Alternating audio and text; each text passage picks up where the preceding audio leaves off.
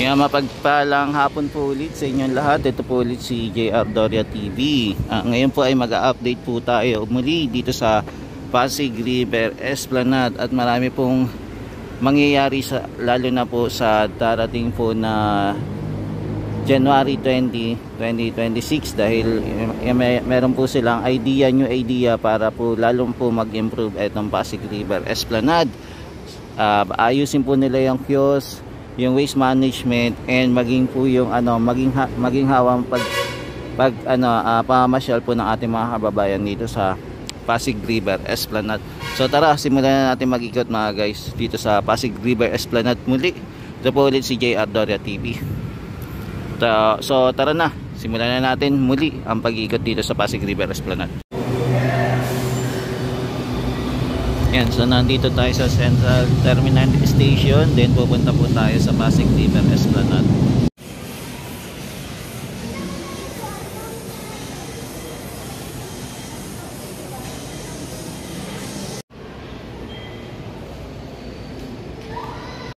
Yan, ito guys, kung pupunta kayo sa Pasig River Esplanade, ito yung isa sa mabilis din na way. Kung pupunta po kayo sa Pasig River Esplanade, basta baba lang po kayo sa Central Terminal Station.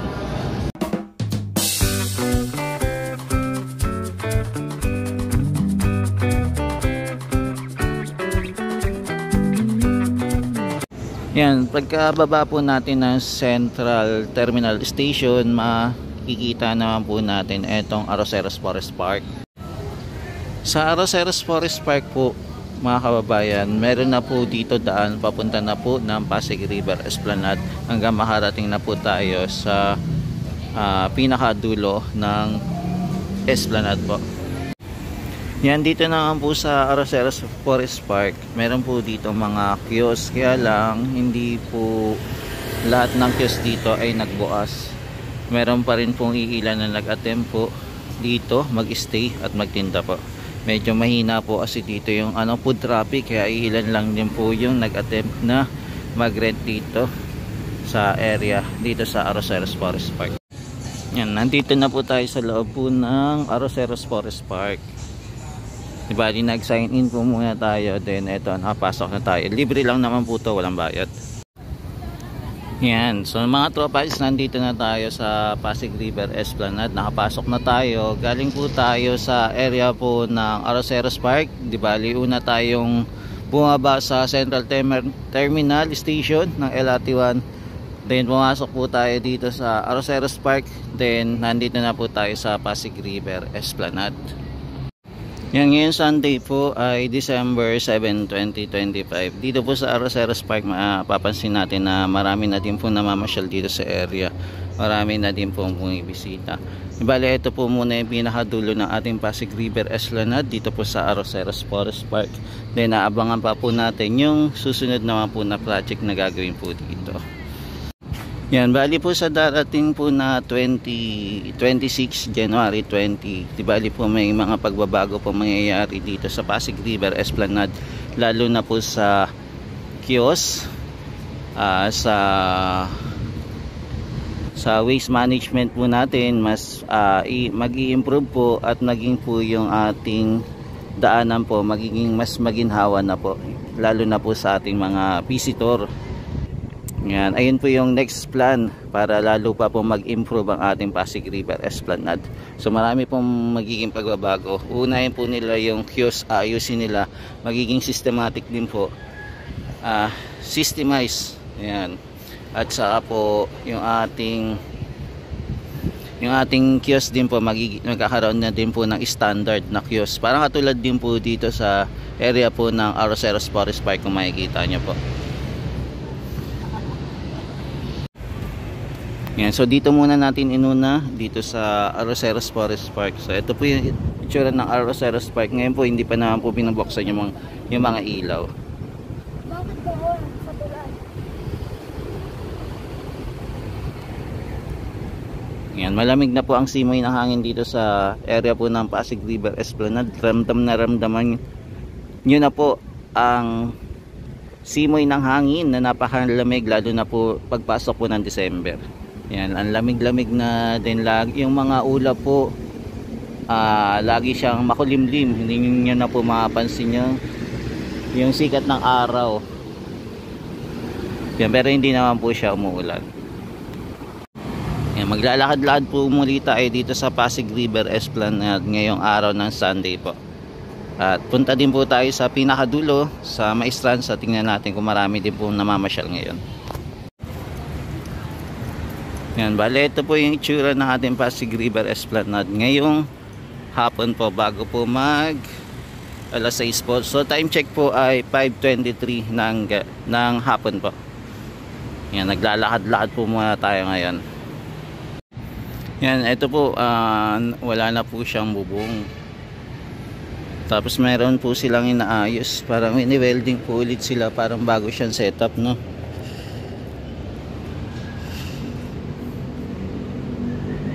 Ayan, so may wini-welding siya. Tapos bagong pintura din po itong ating kisame.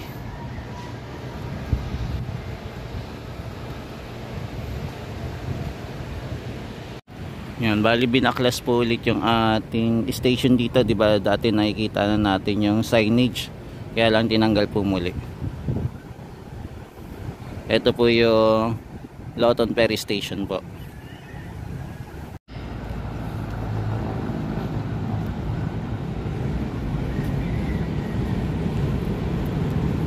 Yun, napakaaliwalas na tignan dito sa area, mga kababayan, na dati po meron nakatira po dito, squatter, pero ngayon napapasyalan na po natin na walang pag-aalinlangan po, na nakakaikot po tayo muli dito sa area po malapit po sa Ilog Pasig. Yung makapansin po natin na inaayos pa po nila itong Christmas tree, lalo na po dun sa Star, inaayos pa nila. Tapos ito naman po yung ating kiosk naman. Yung kiosk natin mukhang ililipat po, mga tropa kids, ililipat po ng lugar.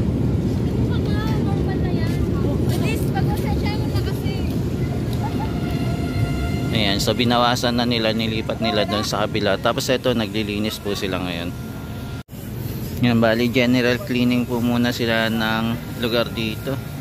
Nililinis nila. Ito, baka ilipat na lang din siguro nila itong yung kiosk dito, no? Yan, meron pa rin naman natinira.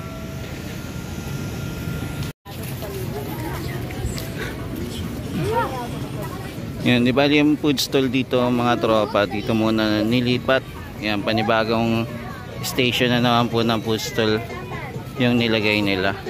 Hindi na po sa area po ng phase 4, kasi halos wala pong tao na nakakapunta doon. Kaya medyo siguro lugi sila, kaya nilipat po dito. Yan, ngayon po ay Sunday.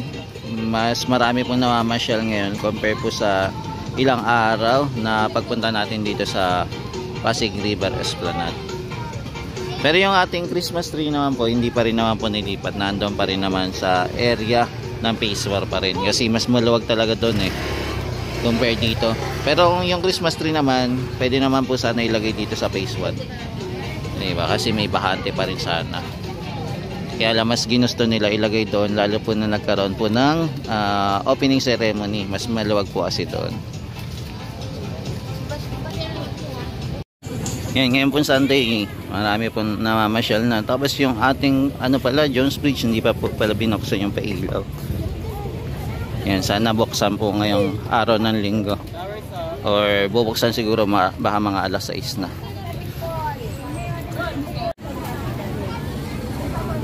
Ayan, di bali itong ating kiosk po ulit nilipat na naman po ng ibang pwesto. Ayan, panibagong pwesto na naman po sila.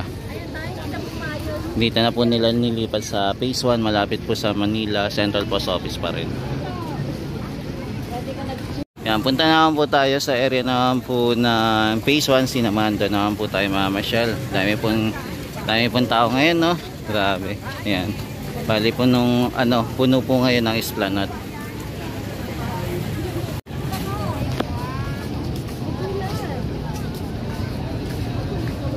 Yan, di bali malapit naman tayo na sa Jones Bridge naman.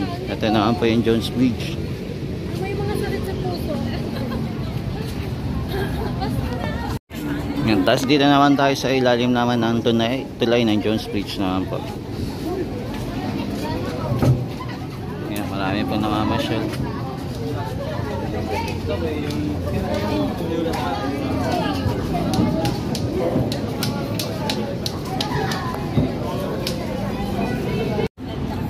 Yun, nandito naman po tayo sa taas naman po sa viewing deck naman. Dito naman po tayo sa silip. Yan, dito din po pa rin naman sa taas. Yan, marami pa rin po tayo makikita mga namamasyal dito sa taas po ng viewing deck. Bali dito sa part po ng viewing deck may aayusin po sila dito. Yan, magiging organized na po yung mga food stall po dito. Hindi na po kalat-kalat. Bali ipaghihiwalay na po nila yung ating street food, yung ating mga Asian food, cuisine, ganun to. At saka yung mga sweet, yan, paghihiwalay natin nila. Yan, meron po kasi mga area po na minsan masikip po yung yung kiosk. Yan, medyo ayusin po nila. Yan, nandito po tayo sa taas ng viewing deck naman po. Yan, tour po muna tayo hanggang pumunta naman tayo sa area po ng Maestranza at sa Plaza Mexico po. Yan, daming namamasyal ngayon, no? Grabe, sarap. Yan. Ito po yung mga kumakain po dito at mga naglalakad. Ayan, dito po talaga sa area yung maraming namamasyal compare po doon sa area po ng Phase 4 kasi wala po talaga sila madadaanan eh. Yan, papuntahan na po tayo sa area naman po ng Plaza Mexico na doon naman tayo sisilip mga tropa. Yan, ngayon Sunday, grabe no, sobrang dami na naman po namamasyal. Basta pagka walang pasok talaga, ang dami po pumupunta dito. Dito po sila tumatambay. Parang katulad po sa sa MOA. Diba? Ang tambayan nila seaside naman po. Yan, ito maganda din po yung pailaw dito na ginawa po ng Intramuros Administration po.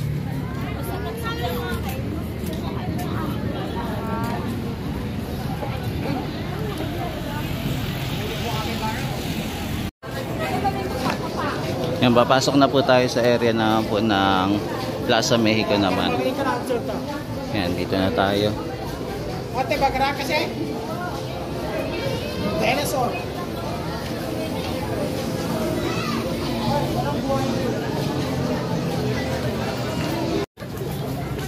Yan, nandito na tayo sa area na po ng Plaza Mexico naman, kung saan po nakatayo po yung ating Christmas tree. Yan, ito po yung ating Christmas tree. Yan, ito naman po yung mga kiosk natin.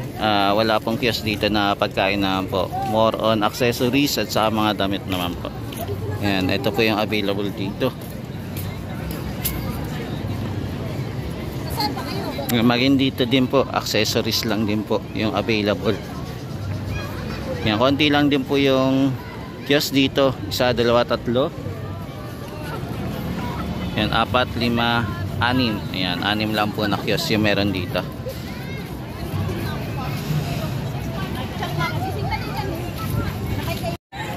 Yan, dito na tayo sa area naman po ng Maestranza naman. Papasok na. Pero ito, sakop pa rin po ito ng Plaza Mexico.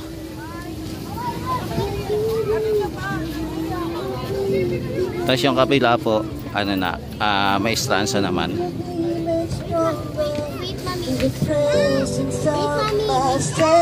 Yan, may kumakanta din dito. Worship song naman.